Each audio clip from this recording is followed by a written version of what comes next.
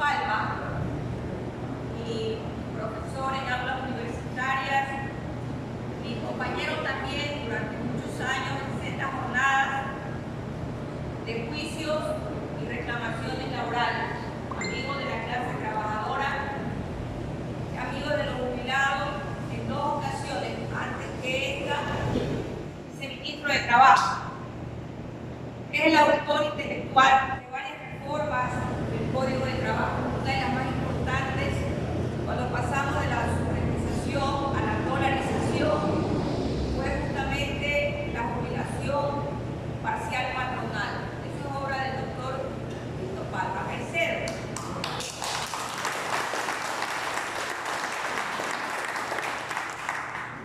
Al igual que de algunas modalidades de trabajo, un innovador en las contrataciones colectivas, un estudioso permanente del derecho laboral y el único ecuatoriano.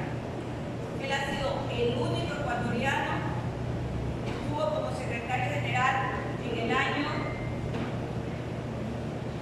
2009 en la Convención Internacional de la OIT. Ese reconocimiento internacional que le dieron todos los países, no se lo dieron al Ecuador como tal, se lo dieron a Tito Palma Caicedo. Muy pocas veces conocido este dato histórico, pero eso, por ejemplo, nos permite en el Ministerio tener una amplia conversación con la Organización Internacional del Trabajo y con otros países amigos, porque justamente la experiencia de Tito y esa amistad que tiene con el mundo del derecho laboral en América y en el mundo entero, que nos permite navegar y hablar de las nuevas modalidades de trabajo. El presidente Daniel Noboa, sí, preocupado siempre del derecho laboral, parece mentira, pero ese es Daniel Noboa, sí. Desde su primer discurso él habla del respeto a los derechos de los trabajadores. Y en la sesión solemne de conmemoración de la fundación de Quito el año pasado, en el mes de diciembre, empezó justamente a hablarnos de que es importante reconocer los derechos de todos los trabajadores. Vamos a cumplir dentro de 2 semanas, 6 meses, al frente de la conducción del Estado. Y nuestro presidente no ha sacado a nadie, como uno dice comúnmente, no ha votado a nadie, a ningún trabajador, a nadie. Se lo tildó anticipadamente de todas las letras de la abecedario. Pero el presidente Daniel Noboa lo primero que dijo cuando asumimos el Estado el 23 de noviembre es que si se terminaban los contratos de servicio ocasionales en el mes de diciembre, está bien, había que respetarlo, pero había que cuidar que no se diera por terminados esos contratos ocasionales a los jubilados, a personas con discapacidad, a mujeres lactantes y embarazadas. Y hemos cumplido al pie de la letra las disposiciones del señor presidente. En una conversación que tuvimos muy amplia acerca de las reclamaciones de los trabajadores, porque nos encontramos con un ministerio que estaba abarrotado de muchos problemas pequeños. Imagínense ustedes, más de 60.000 trámites administrativos. Más de 60.000 trámites administrativos. Algo impensable. Piensen ustedes cualquier cosa, ¿por qué esos trámites administrativos no los hacían caminar? El doctor Tito Palma Caicedo, viceministro de Empleo y Trabajo, tiene la responsabilidad, según el organigrama, de dar viabilidad o viabilidad a todos estos trámites administrativos. Se quedaba todos los días, prácticamente hasta las 12 de la noche. Recibimos agradecimientos y no trabajamos para recibir agradecimientos. Yo tengo una consigna: luchamos para trabajar. Esa es nuestra consigna: luchamos para trabajar. Ya nos quedan pocos trámites administrativos y hemos ido conociendo impensables, como sabemos decir, algo que es impensable que eso suceda, pero en el Ministerio de Trabajo estaba sucediendo. En otra conversación, una pregunta que saltó a viva voz fue: dígame cómo va el tema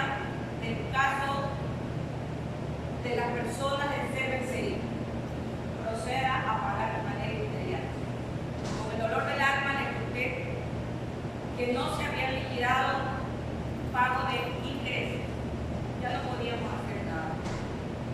La liquidación era única y exclusivamente sobre los valores de los años pendientes que correspondían a las actividades reclamadas.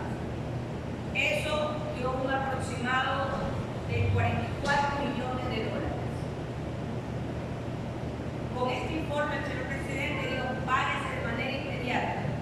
Como usted maneja bien, evite cualquier tráfico, tanto de influencia como algún acto de corrupción. Se pagó de manera transparente. Durante 5 días, los 2 viceministros, el equipo técnico que bajó de la ciudad de Quito y esta ministra en persona, atendimos a todos los ex trabajadores que tenían que reclamar su sueldo. A la fecha se ha pagado 41 millones de dólares. No ha habido absolutamente ningún tráfico de influencia. Se pagó en orden alfabético, se dividió el número de beneficiarios que ascienden a 2.160. Solo hay un remanente.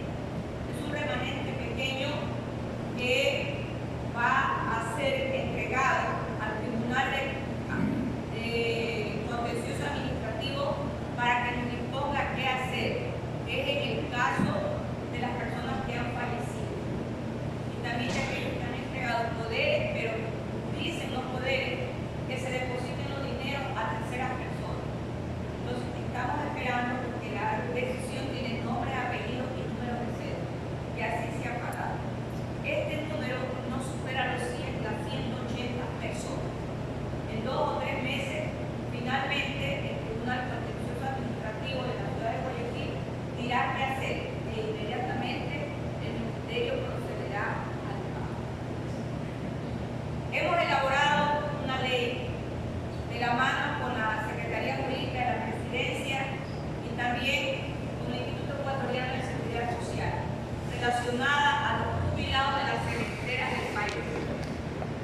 Ellos tenían una ley muy particular que por cada tonelada de cemento se tenía que retener un valor de menos de $1 para que se hiciera un fondo en las cementeras y fuera una jubilación muy especial para los trabajadores en la etapa de jubilación. Pues les comento, pasaron 10 años y no han recibido un solo centavo. El Instituto Ecuatoriano de Seguridad Social demandó la inconstitucionalidad de todo este cuerpo legal. Nosotros hemos cumplido a esta fecha con lo dispuesto por la Corte Constitucional del Ecuador. Una nueva ley. Dice la Corte que los ampara tiempo atrás a todos los jubilados. Con el doctor Tito elaboramos la ley, está ya en este momento en manos del Instituto Ecuatoriano de Seguridad Social para que nos la entreguen e inmediatamente ir al seno legislativo a entregar el cuerpo de ley para el pago de los jubilados de la cementería.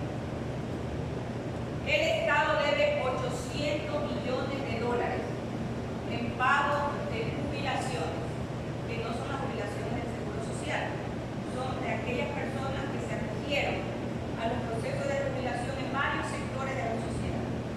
Educación, salud, en todos los sectores.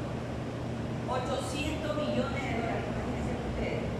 Este ministerio ha trabajado y tenemos ya un estimativo de 260 millones de dólares para pagar.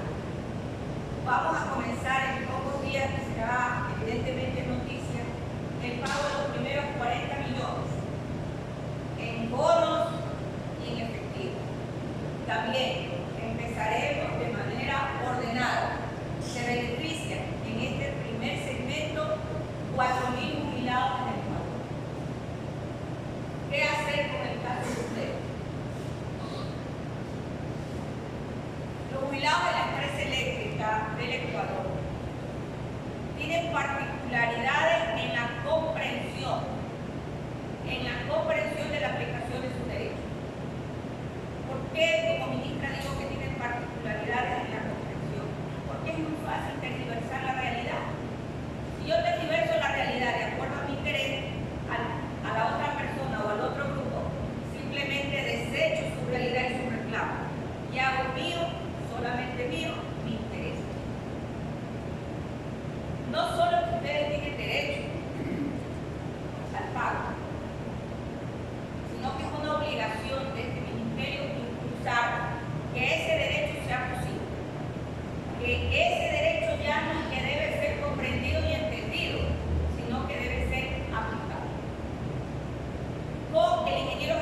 llamar a quien lo conozco desde hace más de 25 años.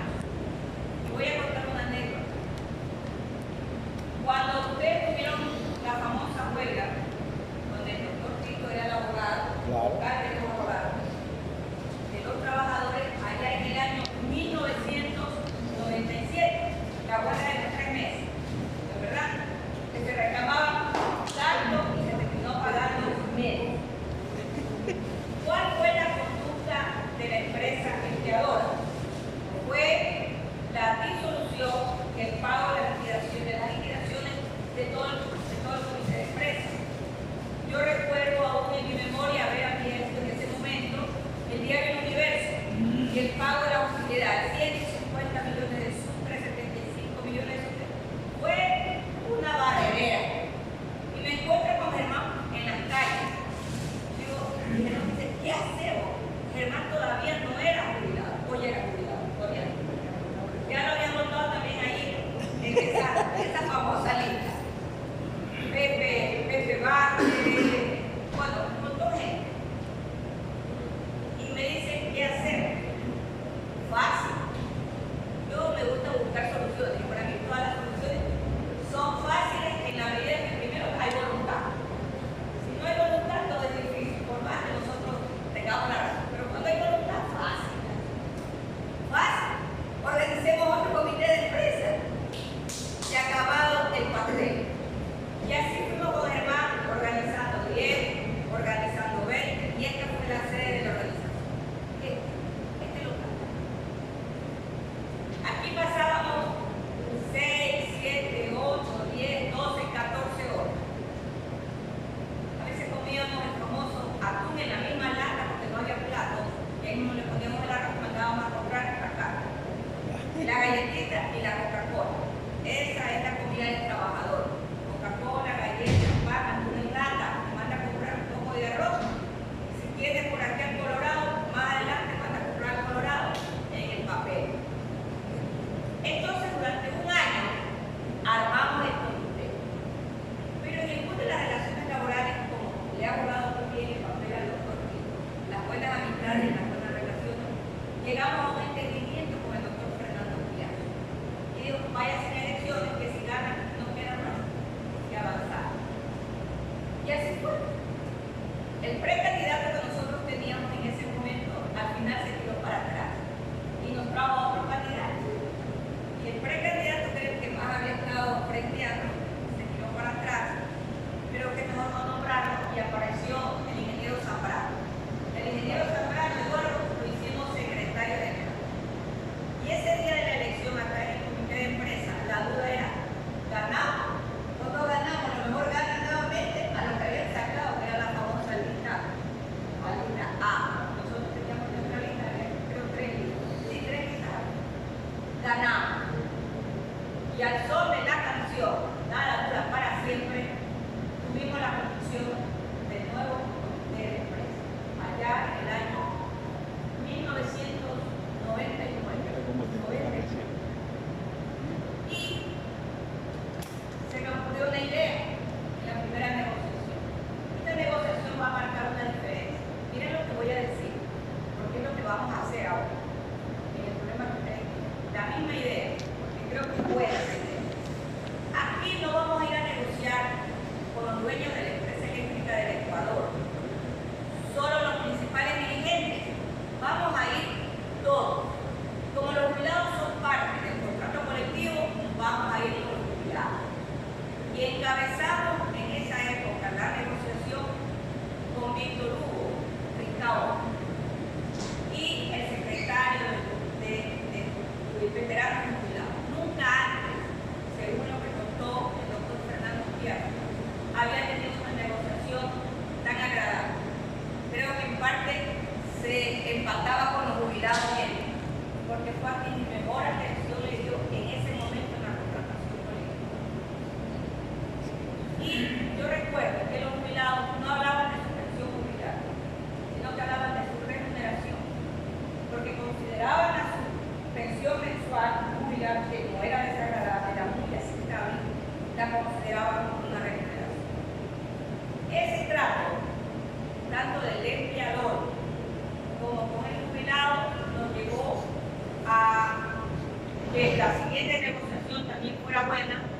De allí vino ya la intervención, la actuación del doctor Fernando Piazza, despojo de sus bienes, nunca se ha devuelto nada, nunca se ha hecho cuánto cuesta todas las empresas, nunca. Pero de algo sí, yo estoy consciente. Conocí los mejores días. Tener a un Víctor Hugo Ricaurte, que ya no lo tenemos físicamente, era un hombre con mucha experiencia.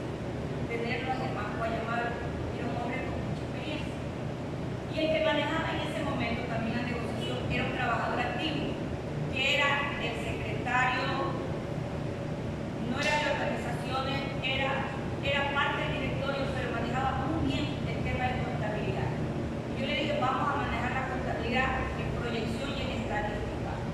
Dígame cuánto costó la contratación colectiva anterior, cuántos son los ingresos actuales, cuál es el porcentaje que podemos nosotros pedir como incremento.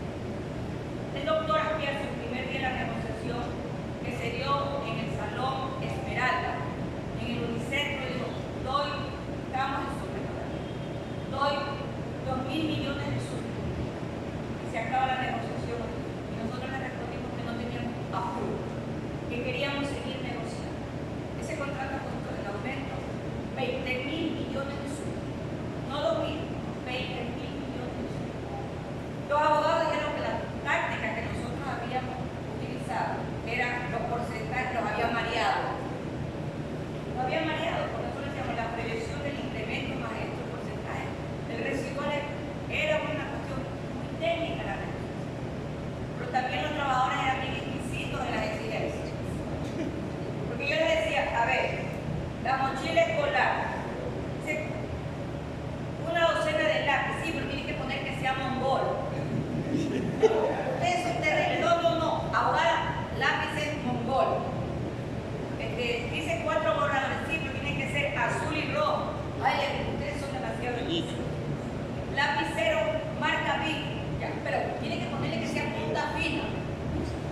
Bueno, el doctor Fernando Piazza estaba asombrado de la exquisitez. Todo se cumplió. Las mochilas que ni se diga. Y en el tema del arroz para el comisariato, él decía, arroz viejo, no, usted no sabe de arroz, abogado. Vean que ahí sabe de arroz. ¿De dónde tiene que ser el arroz? El arroz tiene que venir del lado de la capital arrocera. Digo, definitivamente eso, demasiado. Pero fue una negociación con cordialidad, con afecto y reconociendo lo que dijo. Ahora que la vida es muy grata y es muy buena, nos volvemos a ver con ustedes. Con Tito, que fue su abogado en ese conflicto del año 1997, vocal abogado. ¿Sabe lo que hizo él? Cuando yo estaba en la computadora, porque estaba todo, viene y le hace clic, le pone delete y se borró todo para que el conflicto continuara. Así era la forma de ver si se veía o no se veía. Y no le da clic, delete. Hace unos 8 años, o hace 10 años, le regalé el universo que yo conservaba con una foto muy grande, cuando él prácticamente lo lanzaba para que ingrese al Ministerio de Trabajo. Más largo del sector eléctrico en el Ecuador. Ahí estaba Tito. Hoy Tito nuevamente está con nosotros, porque en este ministerio tenemos que juntar experiencia, conocimiento, honradez e identidad.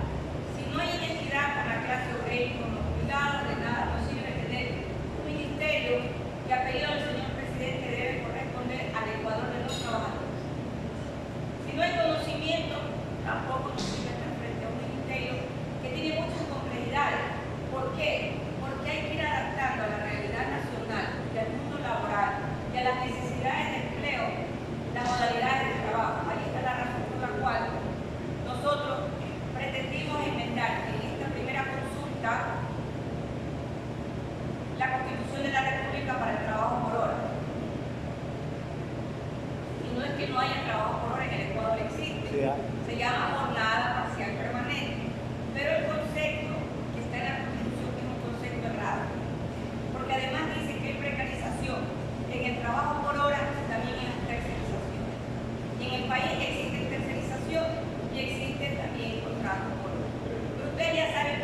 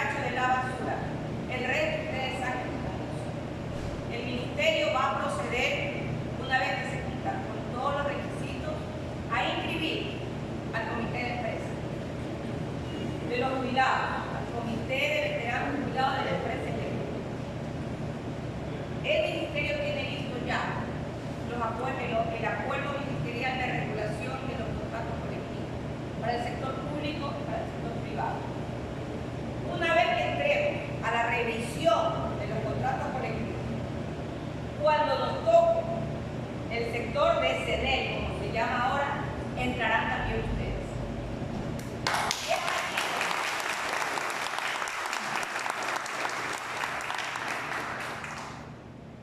Y es allí donde vamos a poner en la gran mesa de revisión los derechos rezagados y no cumplidos de ustedes.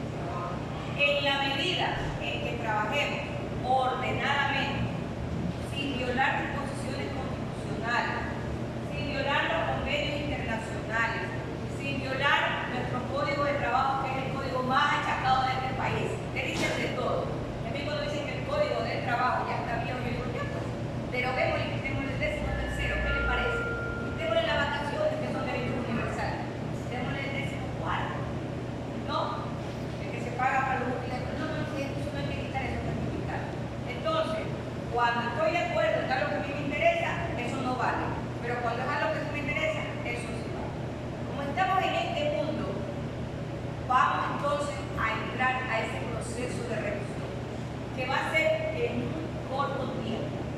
En ese lapso tendrán ustedes que avanzar con el tema administrativo de reconocimiento. Es más, el doctor Tito Palma fue el autor intelectual de un acuerdo ministerial que se emitió hace más o menos dos o tres meses atrás, acerca de la descentralización de reconocimiento en las organizaciones laborales, porque todo estaba concentrado en Quito. Todo estaba concentrado en Quito. Y allí se plantean, en ese acuerdo ministerial, varias relevancias que se le dan a los derechos de organización. Entre esos, mínima intervención del Estado. El Estado no participa. La única intervención